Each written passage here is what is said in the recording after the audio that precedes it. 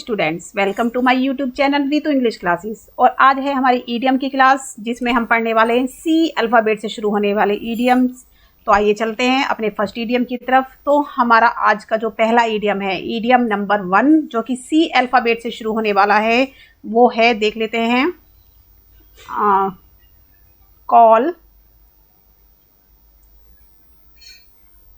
Call in question.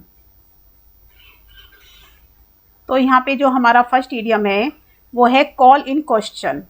Question मतलब होता है कि प्रश्न उठाना। कॉल इन क्वेश्चन का मतलब होता है प्रश्न उठाना। जो यहाँ पे हमारा इसका हिंदी में मीनिंग होगा वो होगा ऐतराज करना।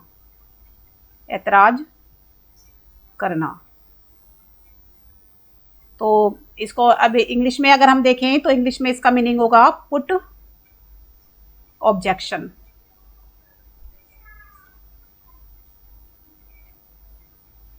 पुट ऑब्जेक्शन, ठीक है। तो यहाँ पे हमने देखा कॉल इन क्वेश्चन यानी ऐतराज करना, कि क्वेश्चन उठाना। जैसे यहाँ पे कॉल इन क्वेश्चन का मतलब आपको आसानी से समझ में आ रहा होगा कि प्रश्न उठाना, यानी कि कोई काम हो रहा है तो उस पर कोई प्रश्न उठाना, यानी कि किसी काम को करने के लिए ऐतराज करना या ऑब्जेक्शन रखना। तो ये आपको समझ में आ गया होगा। You have no right, you have no right to call in question my ownership as the house is mine। तो यहाँ पे आपने सेंटेंस देखा, यू हैव नो राइट, आपको कोई अधिकार नहीं है, टू कॉल इन क्वेश्चन, ऐतराज करने का, माई ओनरशिप, मेरे ओनरशिप पर, कि as the house is mine, कि यह मेरा घर है। मतलब मेरा घर है, तो इस ओनरशिप पे आपको कोई भी क्वेश्चन उठाने का यानी ऐतराज करने का कोई अधिकार नहीं है। तो ये आपको समझ में आ गया होगा। कॉल इन क्वेश्चन का मतलब होता है पुट ऑब्जेक्शन, यानी ऑब्जेक्शन उठाने का आपको कोई अधिकार नहीं है, ऐतराज करने का आपको कोई अधिकार नहीं है, कॉल इन क्वेश्चन करने का आपको कोई अधिकार नहीं है। तो ये आपको समझ में आ गया होगा। नेक्स्ट देख लेते हैं आज का हमारा next idiom, idiom number 2। Idiom number 2 है carry the day. Carry the day. अब डे को कैरी कैसे कर सकते हैं? कैरी द डे का मतलब होता है सफल होना। सफल होना, या फिर हम इसको बोल सकते हैं विजयी होना। विजयी होना। तो इसका इंग्लिश में मीनिंग देख लेते हैं। मीनिंग इन द इंग्लिश इसका है बी विक्टोरियस।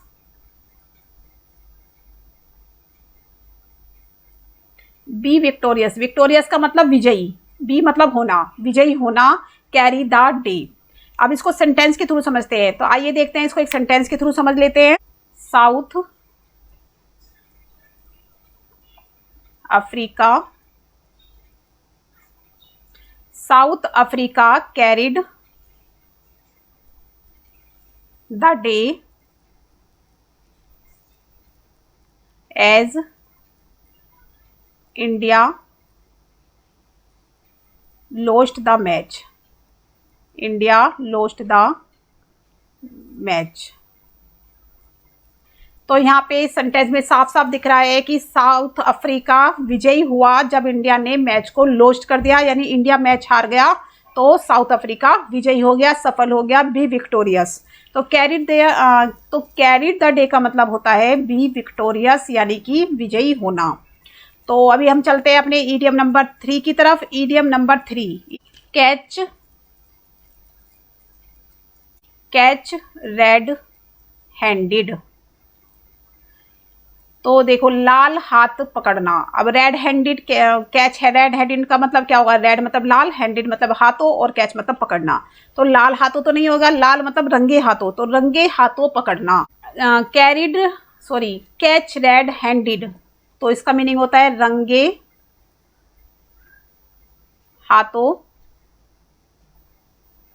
पकड़ना। तो रेड हैंडेड यानी लाल हाथ, तो यहाँ पे लाल मतलब हो गया रंगना, रंगे हाथ, तो रंगे हाथ पकड़ना। रंगे हाथों पकड़ना मतलब हो गया इंग्लिश में अगर इसके मीनिंग को समझे तो है to catch at the spot, at the spot यानी कि जिस जगह पर कुछ गलत काम किया उसी स्पॉट पर पकड़ लेना। रंगे हाथ, जहाँ पे कोई गलत काम हो रहा है उसी जगह उसी व्यक्ति को पकड़ लेना, तो उसको बोलते हैं रंगे हाथों पकड़ लेना, यानी कि गलत काम करते पकड़ लेना। तो इसको एक सेंटेंस के थ्रू समझ लेते हैं हम। द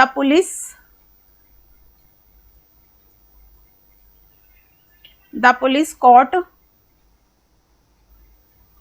द थीफ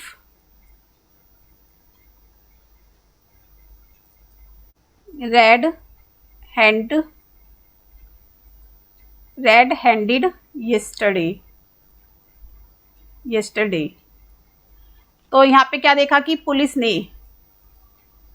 ने कॉट मतलब पकड़ लिया, थीफ मतलब चोर को, रेड हैंडेड रंगे हाथों, yesterday मतलब कल, तो पुलिस ने कल चोर को रंगे हाथों पकड़ लिया।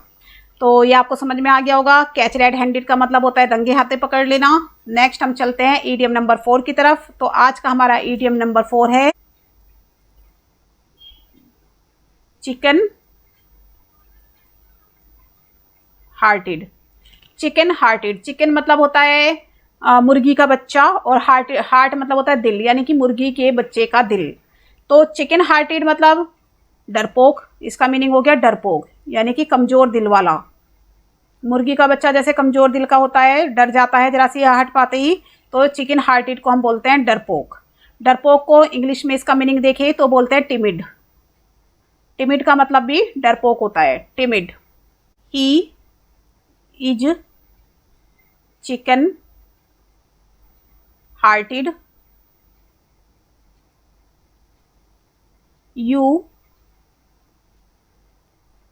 you must not depend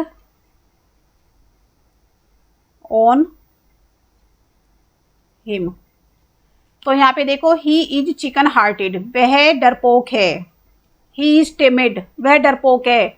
you must not depend on him, तुम्हें उसके ऊपर डिपेंड नहीं रहना चाहिए, तुम्हें उसके ऊपर डिपेंड नहीं होना चाहिए, because he is chicken hearted, कि ही इज टिमिड, वह डरपोक है। अब चलते हैं अपने ईडियम नंबर 5 की तरफ, जो कि आज का सबसे आसान ईडियम है और लास्ट ईडियम है, ईडियम नंबर 5। तो ये है हमारा ईडियम नंबर 5, चाइल्ड्स प्ले। तो सामने साफ साफ समझ में आ रहा है, चाइल्ड मतलब बच्चा और प्ले मतलब खेल, तो बच्चे का खेल यानी कि बच्चों का खेल। तो सिंपल सा है बिल्कुल, बच्चों का खेल यानी कि सरल काम, कोई भी आसान सा काम बच्चों का खेल होता है जो, इसको हम लिख सकते हैं सरल कार्य यानी कि इजी वर्क, इसको हम बोलेंगे इजी वर्क, आसान काम बच्चों जैसा।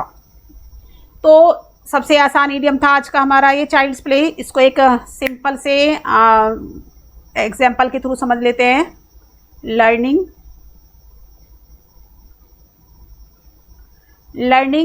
English grammar, learning English grammar is not a child play, is not a child's play. तो यहाँ पे हमने देख लिया है क्या सेंटेंस है कि इंग्लिश ग्रामर को सीखना कोई बच्चों का खेल नहीं है, कोई सरल काम नहीं है, इजी वर्क नहीं है। तो आज के हमारे 5 ईडियम पूरे होते हैं, तो एक बार इसको रिवीजन कर लेते हैं जैसे कि एज यूजुअल हम हर बार करते हैं। तो सबसे पहले हमने जो ईडियम था वो हमने देखा call in question. Call in question का मतलब होता है ऐतराज करना यानी कि ऑब्जेक्शन करना। दूसरा हमने देखा carry the day, carry the day मतलब होता है विजयी होना या फिर सफल होना। तीसरा हमने देखा कैच रेड हैंडेड जिसका मतलब होता है रंगे हाथों पकड़ना। नेक्स्ट हमारा ईडियम था, ईडियम नंबर 4 था हमारा चिकन हार्टेड यानी कि डरपोक, चिकन हार्टेड। नेक्स्ट हमारा जो था ईडियम नंबर 4 था चिकन हार्टेड जिसका मतलब होता है डरपोक यानी टिमिड। और आज का हमारा लास्ट ईडियम सबसे आसान ईडियम चाइल्ड्स प्ले, बच्चों का खेल यानी कि इजी वर्क।